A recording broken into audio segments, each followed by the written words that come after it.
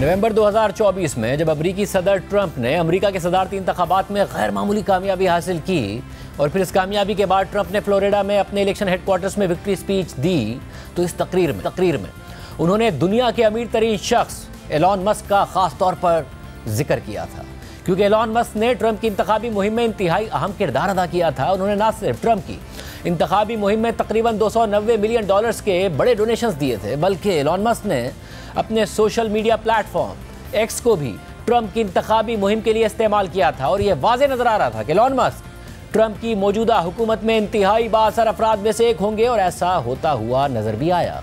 Trump के जीतने के फौरन बाद एलॉन मस्क की कंपनी टेस्ला की शेयर प्राइस भी दुगनी हो गई, और एलॉन मस्क अहम आलमी रहनुमाओं से होने वाली गुफ्तगू के दौरान भी सदर ट्रंप के हमरा थे। हत्ता कि जब ट्रंप फ्लोरिडा में अपनी रिहाइशगाह पर अपनी नई हुकूमत के लिए अराकीन के इंटरव्यूज कर रहे थे, तो इस दौरान भी एलॉन मस्क उनके साथ थे। जबकि ट्रंप के सदर बनने के बाद एलॉन मस्क अक्सर ओवल ऑफिस में उनके हमरा नजर आते थे। इसी तरह हाल ही में जब ट्रंप जनूबी अफ्रीका के सदर को ओवल ऑफिस में बेइज्जत करने की कोशिश कर रहे थे, तो इस दौरान भी एलॉन मस्क उनके साथ थे। और एलॉन मस्क ने माजी में ऐसा मौक़िफ़ अपनाया था जो जनूबी अफ्रीका के खिलाफ था, और इसमें भी उनका हाथ करार दिया जा रहा था।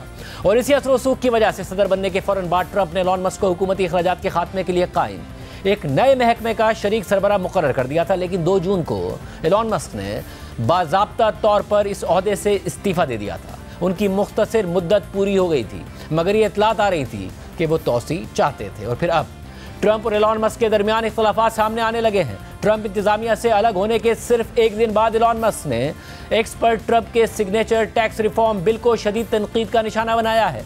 ट्रंप अपने पहले दौरे सदारत से ही अमेरिका में टैक्स से मुताल्लिक नए कवानीन लाने का मंसूबा बना रहे हैं, और इसी सिलसिले में ट्रंप इंतजामिया ने अमरीकी कांग्रेस में एक बिल पेश किया है जिसे वो बिग ब्यूटीफुल बिल करार देते हैं। मगर एलॉन मस्क ने सदर ट्रंप के इस अहम बिल को शदीद तनकीद का निशाना बनाते हुए फजूल करार दे दिया है।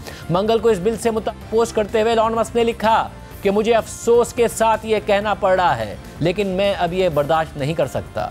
ये बहुत बड़ा फजूल खर्ची से भरपूर और बेहुदा इखराजाती बिल निहायत ही घटिया है। जिन लोगों ने इसके हक में वोट दिया उन्हें शर्म आनी चाहिए। तुम जानते हो कि तुमने गलत किया है। इस पोस्ट के बाद एलॉन मस्क ने एक और पोस्ट करते हुए लिखा कि ये बिल अमेरिका के पहले से ही बड़े बजट खसारे को मजीद बढ़ाकर उसे $2,500 अरब तक ले जाएगा, और इससे अमेरिकी शहरियों पर नाकाबिले बर्दाश्त कर्जों का बोझ पड़ेगा। एलॉन मस्क ने मजीद लिखा कि कांग्रेस अमेरिका को बैंकरप्ट कर देगी। एक पोस्ट में एलॉन मस्क ने अमेरिका के कर्जों की तफसीलात को शेयर करते हुए लिखा कि बस बहुत हो गया, ये बहुत बड़े अखराजाती बिल अमेरिका को दिवालिया कर रहे हैं। इसके अलावा एलॉन मस्क ने अपनी एक पोस्ट में लिखा कि सूद की अदायगियां पहले ही अमेरिकी हुकूमत की आमदनी का 25% खा रही हैं। अगर बड़े पैमाने पर खसारे वाले ये अखराजात जारी रहे तो हुकूमत के पास सिर्फ सूद अदा करने के लिए पैसे बचेंगे और किसी चीज़ के लिए नहीं, ना सोशल सिक्योरिटी के लिए, ना तिब्बी सहूलियात के लिए, और ना ही दिफा के लिए। कुछ भी नहीं बचेगा। इसी तरह एलॉन मस्क ने अपनी एक पोस्ट में 2026 के मिड टर्म इंतखाबात का हवाला देते हुए कहा कि अगले साल नवंबर में हम इन तमाम सियासतदानों को निकाल बाहर करेंगे जिन्होंने अमरीकी अवाम से गद्दारी की है। इसके अलावा एलॉन मस्क ने अपने एक्स अकाउंट पर इस बिल से मुतालिक तंजिया पोस्ट को भी रिपोस्ट किया है। एलॉन मस्क की इस तनकीद पर कल जब व्हाइट हाउस की तर्जुमान कैरोलाइन लेविट से सवाल हुआ तो उन्होंने कहा कि सदर ट्रंप पहले से जानते हैं कि एलॉन मस्क इस बिल के बारे में क्या सोचते हैं, लेकिन इससे उनकी राय नहीं बदलेगी। How mad do you think President Trump is going to be when he finds out that Elon Musk said, "I'm sorry, but I just can't stand it anymore. This massive, outrageous, pork-filled congressional spending bill is a disgusting abomination. Shame on those who voted for it. You know you did wrong. You know it." Look, the president already knows where Elon Musk stood on this bill. It doesn't change the president's opinion. This is one big, beautiful bill, and he's sticking to it.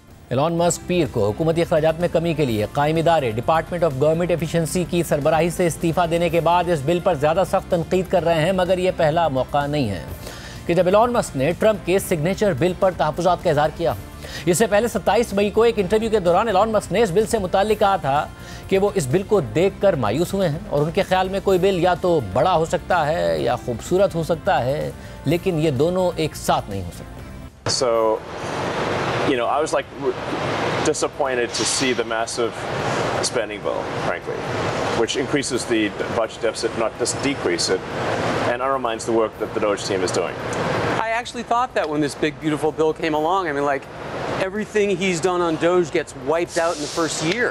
I think a bill can be big or it can be beautiful, but I don't know if it can be both.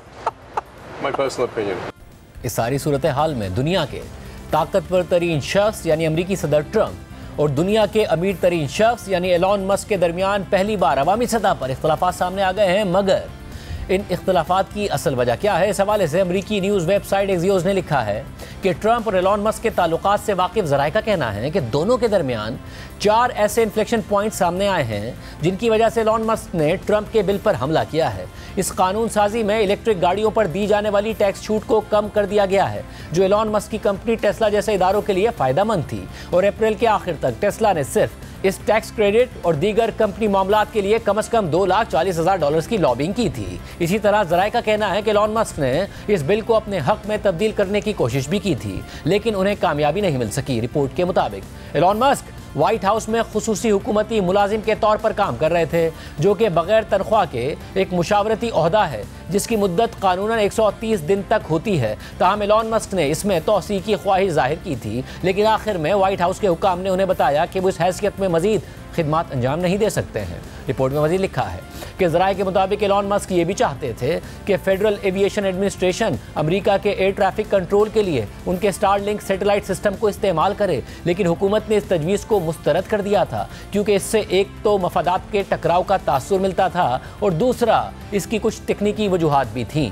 एक जरिए ने कहा कि आप air traffic control को सिर्फ satellites पर नहीं चला सकते हैं। रिपोर्ट के मुताबिक एलॉन मस्क को आखिरी ज़र्ब हफ्ते की रात लगी जब सदर ट्रंप ने अचानक ऐलान किया कि वो एलॉन मस्क के करीबी इत्तेहादी जेरड आइजकमैन की बतौर नासा एडमिनिस्ट्रेटर नामजदगी वापस ले रहे हैं। इस ऐलान के फौरन बाद व्हाइट हाउस में ये बात तेज़ी से फैल गई कि इस फैसले के पीछे सर्जियो गोर का हाथ था, जो कि सदारती अमले की तैनाती के दफ्तर के डायरेक्टर थे और उनका एलॉन मस्क से झगड़ा भी हुआ था। व्हाइट हाउस के एक एहलकार के मुताबिक ये सर्जियो की तरफ से एलॉन मस्क के लिए दफा हो जाने का पैगाम था। ट्रंप एडमिनिस्ट्रेशन के 2 बाखबर अफराद के मुताबिक यह बात दुरुस्त नहीं है। उनके मुताबिक रिपब्लिकन सेनेटर्स ने जेरड आइजकमैन की नामजदगी पर एतराज़ किया था, क्योंकि वो डेमोक्रेट पार्टी को डोनेशन दे चुके थे। व्हाइट हाउस अब रिपब्लिकन पार्टी के किसी वफादार को नासा का सरबरा बनाना चाहता है। एक व्हाइट हाउस ओहदेदार का कहना था कि सियासत में परसेप्शन ही असल हकीकत बन जाती है और मुझे यकीन है कि एलॉन मस्क ने इसे एक आखिरी बेइज्जती के तौर पर लिया, जिसकी वजह से अब हम यहाँ तक पहुँच गए हैं। अहम इत्तेहादी और करीबी साथी एलॉन मस्क के तहफ़्फ़ुज़ात और तनकीद के बावजूद अमरीकी सदर ट्रंप की इस अहम कानून साजी के लिए कोशिशें जारी हैं, लेकिन अमरीका के ऐवान नुमाइंदगान से पास होने के बाद फिलहाल ये बिल अमरीकी सेनेट में ज़ेर बहस है। अल जज़ीरा के मुताबिक 22 मई को अमरीकी ऐवान नुमाइंदगान ने ट्रंप के वन बिग ब्यूटीफुल बिल को इंतहाई सख्त मुकाबले के बाद मामूली अक्सरियत से मंजूर कर लिया था और बिल 215 के मुकाबले में 214 वोटों से पास हुआ था। वाज़ेह रहे कि ट्रंप की रिपब्लिकन पार्टी के पास 435 रुकनी ऐवान में 220 नशिस्तों की अक्सरियत है, लेकिन कुछ अराकीन गैर हाजिर रहे या उन्होंने वोट नहीं दिया, जबकि 2 रिपब्लिकन अराकीन थॉमस मैसी और वॉरेन डेविडसन ने पार्टी लाइन के बरक्स बिल के खिलाफ वोट दिया। इसी तरह ऐवान के तमाम 212 डेमोक्रेट्स ने मुत्तहिद होकर इस बिल की मुखालफत में वोट दिया। अब ये बिल सेनेट में ज़ेर गौर है, जहां रिपब्लिकन्स को मामूली अक्सरियत हासिल है। अमरीकी सेनेट में कुल 100 नशिस्तों में से रिपब्लिकन पार्टी के पास 53 नशिस्तें मौजूद हैं, लेकिन इसके बावजूद इस बिल पर सख्त मुकाबले की तवक्को है।